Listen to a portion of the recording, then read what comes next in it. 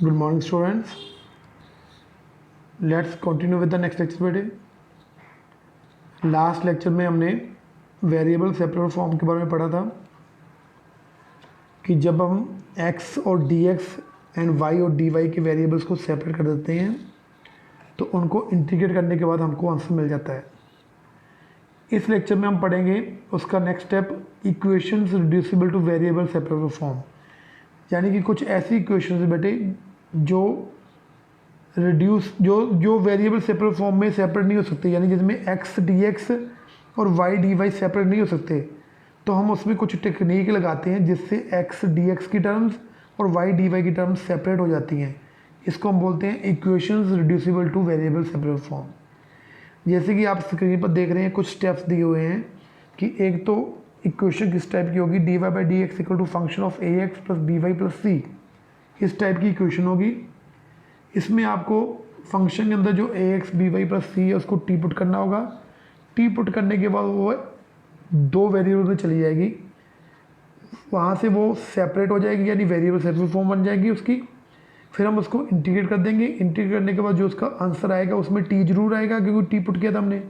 तो टी को वापस वही पुट कर दो जो स्टार्टिंग में आपने पुट किया था फर्स्ट स्टेप में, तो हमारा रिक्वायर्ड आंसर आ जाएगा. ये बेटे सिंपली देखने के लिए था. नीचे वाले एग्जांपल से आपको बेटर क्लियर हो जाएगा कि कहना क्या है आप लोगों को. देखिए जैसे एग्जांपल में दिया हुआ है कि आपको डिफरेंशियल इक्वेशन को सॉल्व करना है. एक चीज़ नोटिस कीजिए बेटे, इस चैप्टर में नहीं, इस बुक में जितने भी क्वेश्चन आएंगे हर क्वेश्चन के आगे एक ही चीज़ लिखी होगी, सॉल्व. तो ना तो आपको मैथ्स बताया जाएगा, ना आपको चैप्टर के बारे में बताया जाएगा कि कौन से चैप्टर में से या कौन सा मेथड से क्वेश्चन करना है. ये आपको खुद अंडरस्टैंड करना पड़ेगा कि कौन से चैप्टर में से है, कौन से मेथड में से है. उसके लिए मेन पॉइंट क्या है जो मैं आपको बता सकता हूँ. वैसे तो ये प्रैक्टिस पे डिपेंड करता है, लेकिन फिर भी जो मेरा कंक्लूजन निकाला हुआ है वो ये है कि आपको हमेशा ऑर्डर और डिग्री के हिसाब से डिफरेंशियल इक्वेशन को चेक करना है. तो ये भी हमारे पास फर्स्ट ऑर्डर फर्स्ट डिग्री की डिफरेंशियल इक्वेशन है. तो अभी तक तो हमने एक ही मेथड की है, वेरिएबल सेपरेबल फॉर्म, तो नेचुरल हम उसी के लिए जाएंगे. आप चाहो तो पहले इसको वेरिएबल सेपरेबल फॉर्म लगाने के लिए ट्राई कर सकते हो. तो 99% चांसेस है कि ये नहीं होगा. 1% चांस मैं इसलिए छोड़ रहा हूँ कि कई बार कुछ ऐसी टेक्निक से बच्चे कर लेते हैं कि हो जाता है, पर फिर भी आप 100 ही मान के चलो कि 100% ये नहीं होगा. तो हमको क्या करना होगा, हमको इसको रिड्यूस करना होगा कि ये वेरिएबल सेपरेबल फॉर्म बन जाए. उसके लिए जैसे फर्स्ट स्टेप में दिया था कि d y by D x equal to जो भी दिया है राइट साइड पे 4x प्लस वाई प्लस 1 का होल स्क्वायर, हमको 4x प्लस वाई प्लस 1 को टी पुट कर देना है सिंपली. अब अगर x और y को t में चेंज किया है तो d y by D x भी चेंज होगा बेटे.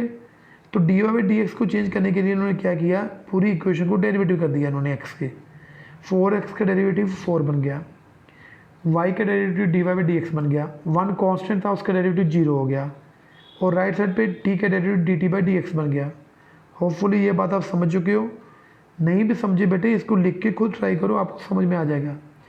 अब यहाँ से हमने d y by D x की वैल्यू निकालनी है, क्योंकि हमको जब भी हम पुट करते हैं ना बेटे तो हम टोटली पुट करते हैं. अगर हमें x और y की टर्म को t पुट किया है तो d y by D x को भी t में ले जाना पड़ेगा हमको.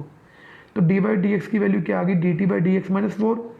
डी वाई डी एक्स की वैल्यू इक्वेशन गिवन में पुट कर दीजिए, तो लेफ्ट साइड पे हो गया d t by D x minus 4 और राइट साइड पे ओनली टी स्क्वायर.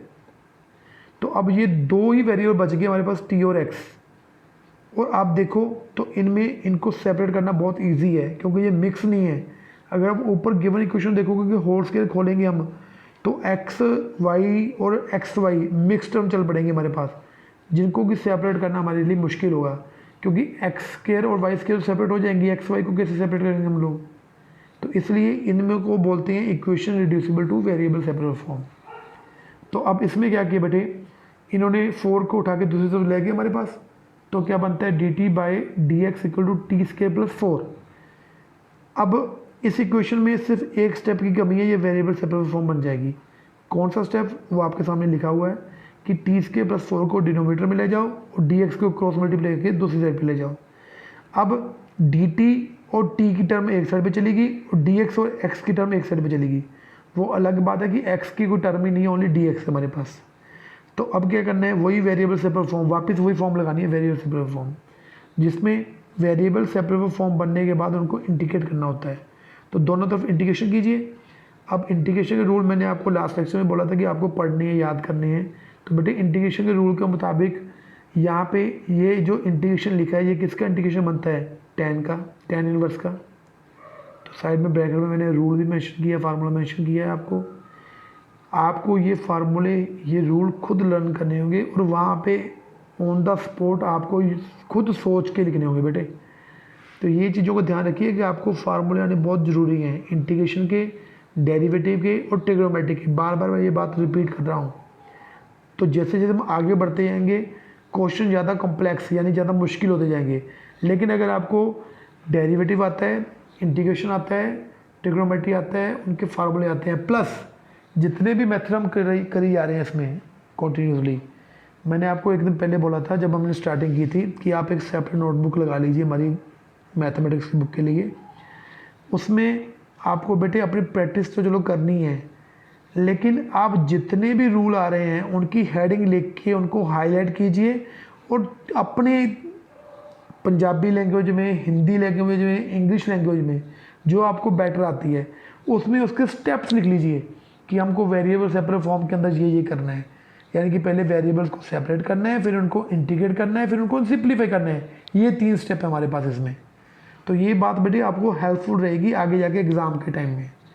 एग्ज़ाम होंगे नहीं होंगे ये बात का इशू है, लेकिन जो भी होगा आपको नेक्स्ट ईयर के लिए, नेक्स्ट सेमेस्टर के लिए ये हेल्पफुल रहेगा हमारे पास। तो इसमें बेटे लेफ्ट साइड पे हमारा tan इनवर्स का फार्मूला होगा, राइट साइड पे dx का इंटीग्रेशन x होता है।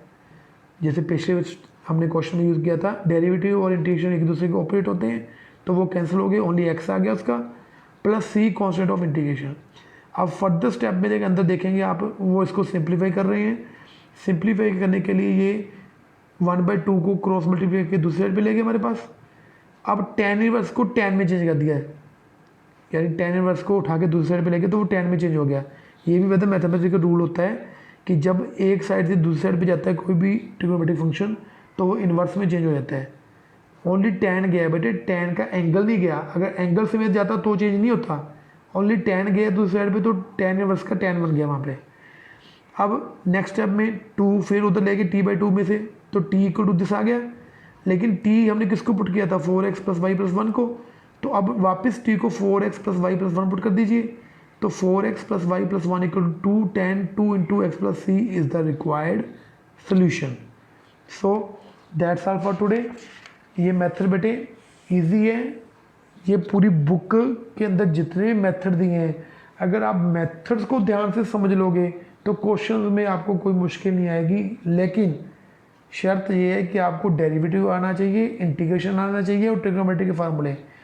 और एक चीज़ और, सिर्फ इनको लर्न करना ही सफिशिएंट नहीं है बेटे, आपको इनको एप्लीकेबल करना भी आना चाहिए कि कौन सा फार्मूला कहाँ एप्लीकेबल होता है। ये सब +2 में करते थे, इंटीग्रेशन करते थे आप लोग कि इंटीग्रेशन में अगर ये इंटीग्रेशन इसका नहीं हो रहा तो x को sin थीटा पुट कर लो या tan थीटा पुट कर लो और उसको ये कर लो। तो इस तरह की चीज़ें आपको सोचनी पड़ेंगी लॉजिकली। तो इसमें भी लॉजिकल थिंकिंग आपकी लगेगी कि कौन से इक्वेशन के अंदर हम क्या पुट करें और कौन सा रूल या ट्रिग्नोमेट्री का या इंटीग्रेशन का या डेरिवेटिव का यूज़ करें। So that's all for today, take care, bye bye.